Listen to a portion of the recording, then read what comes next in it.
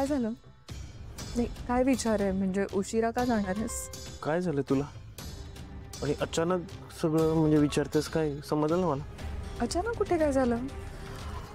म्हणजे मला असं वाटलं की तू मॉमचं कालचं म्हणणं मनावर घेतलंयस. काय? प्रत्येक गोष्ट कोड्यामध्ये बोलणं गरजेचं आहे? स्पष्ट बोल ना काय ते, कारण तुझ्या या बोलण्याची मला भीती वाटते ना. इतका बुद्धू असशील असं वाटलं नव्हतं मला. काल मॉम म्हणाल्या ना त्यांना नातवंड हवी आहेत घरात, ती गोष्ट. आणि तुला कोणी सांगितलं? अगेन खरंच बुद्धू आहेस.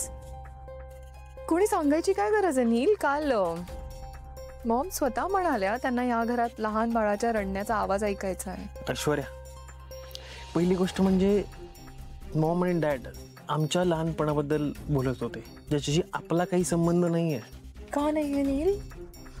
म्हणजे जेव्हा मॉम हे सगळं म्हणत होत्या तेव्हा त्यांच्या बोलण्यामागे एक अर्थ होता, आणि जसं त्यांचं म्हणणं मला कळलं तसं बाकीच्यांनाही कळलं असेल. आणि आता सगळे प्लॅनिंग करत असतील तर आपण पण विचार करायला हवा ना नील. एक मिनिट.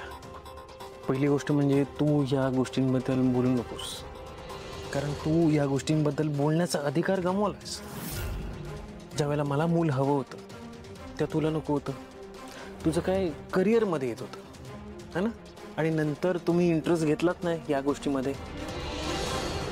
आणि तसंही आपलं रिलेशन काही फारसं भरलं नाही त्याच्यानंतर.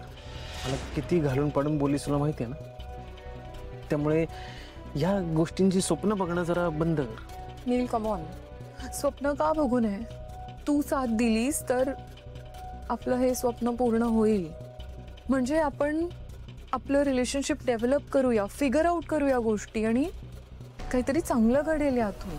वेळ निघून गेली ऐश्वर्या, आणि आता ह्या गोष्टीबद्दल मलाच विचार करावा लागेल.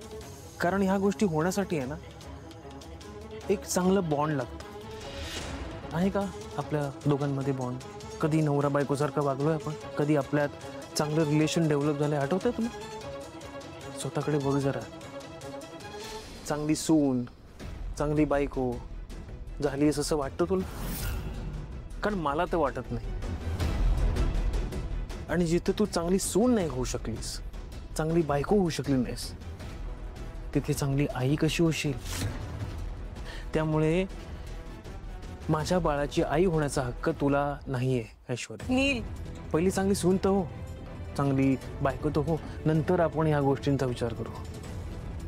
सध्या या गोष्टींची स्वप्न बघणं सोडून दे. आपल्या आयुष्यात काळजी करावी किंवा जिची दखल घ्यावी अशी एकच व्यक्ती आहे, ती म्हणजे आपली लेक सावली. तिचं काय आता? तिचं तर सगळं चांगलं चाललंय ना. का कोणास ठोकाल का, पण सारखं तिची पत्रिका बघावं असं मनात येतंय. आता तिची काळजी सोडा. तिचं सगळं छान चाललंय, अगदी आनंदी आनंद आहे तिच्या आयुष्यात. मग का असं वाटतंय तुम्हाला? अगं म्हणजे काहीतरी वाईटच घडणार असेल असं नाही, कदाचित काही चांगलं घडणार असेल म्हणूनही वाटत असेल ना. सगळं चांगलं चाललं असताना कशाला पत्रिका बघायची? उलट जे होतंय ते होऊ द्यायचं. काही वाईट होणार असेल तर पत्रिका बघायची ना. हलका लग्नासारख्या शुभ कार्यात सुद्धा आपण पत्रिका बघतोच की. मग तिच्या आयुष्यात जर काही चांगलं घडणार असेल तर त्याची कल्पना तिला द्यायला नको?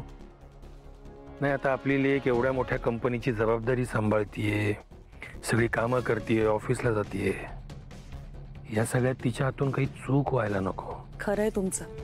काहीतरी वाईट घडल्यावर किंवा वाईट घडत असतानाच लोक सावध असतात, पण खरं तर चांगलं काहीतरी घडत असताना माणसाने जास्त सावध राहायला हवं. बरोबर आहे? खरंय. ऐक ना, मला जरा चहा टाकतेस? अजून तरी सगळं चांगलं दिसतंय, पण अजून बघतो जरा. बर आणते.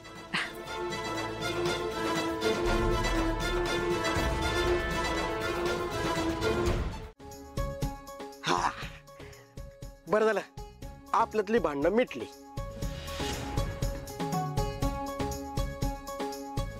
सारंगदादाने कमालच केली, अशी टिचकीमध्ये भांडणं मिटवली. आता सारंगदादाकडनंच मदत घ्यायला पाहिजे. अरे मित्र आहे मला तो, आता त्याच्याकडनंच सल्ला घेणार. उगाच दुसरीकडे भरकडतो तुम्ही. हे काय झालंय? अरे आता बोलीस ना, आजपर्यंत भांडणं मिटली आपली. हे तुला अक्कल आहे का रे काही? तू माझी कंप्लेंट सारंग सरांना कशी काय केलीस? आता आज तू माझी कंप्लेंट त्यांना केलीयस, उद्या म्हणशील की ही कामच करत नाही म्हणून हिला नोकरीवरून काढून टाका. मी काहीच केलं नाही. मी फक्त सावलीवरीनं माझं सिक्रेट सांगितलं, तिने सारंग दादाला सांगितलं. तर मला काय माहित सारंग दादा तुला असं बोलेल म्हणून. मला हे अजिबात आवडलेलं नाहीये. आपलं जे काही झालं ते सगळ्याच्या सगळं तुला सगळ्यांना सांगायची गरज होती का? एवढं पण कळत नाही का तुला? तू माझ्याशी बोलत नव्हती. माझ्या न बोलण्याने तुझं काही बिघडतंय का? काही नाही, काही नाही. अरे मला तू इथं रियाजाला हवी आहेस. तुला सांगितलंय की पुढच्या आठवड्यात आपल्याला खूप मोठा कार्यक्रम करायचा आहे. लक्षात आहे ना? माई ऐका, मी आज खरंच नाही येऊ शकत. मी उद्या येते ना नक्की. असं ठीक आहे, मग तू येत नसशील तर मी येऊ का तिकडे? बोल पटकन. तू इथं येतेस की मी तिथे येऊ? या सारंग सर आहे तिथे, त्यांना सगळं सत्य सांगून टाका. होऊ देत एकदाचं, म्हणजे कोणी कोणाशी खोटं बोलायची गरजच नाहीये. हो ना? हो, पण ह्यानंतरचे परिणाम काय होतील ना ह्याचा विचार करा. तुम्हाला म्हणते ना मी उद्या येते नक्की. ठीक आहे, पण फक्त उद्याच नाही, उद्यापासून रोज रोज रियाजाला यायचंय. कळलं?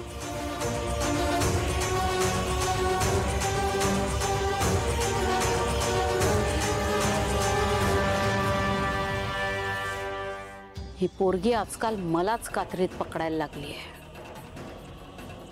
हिचं काहीतरी केलंच पाहिजे.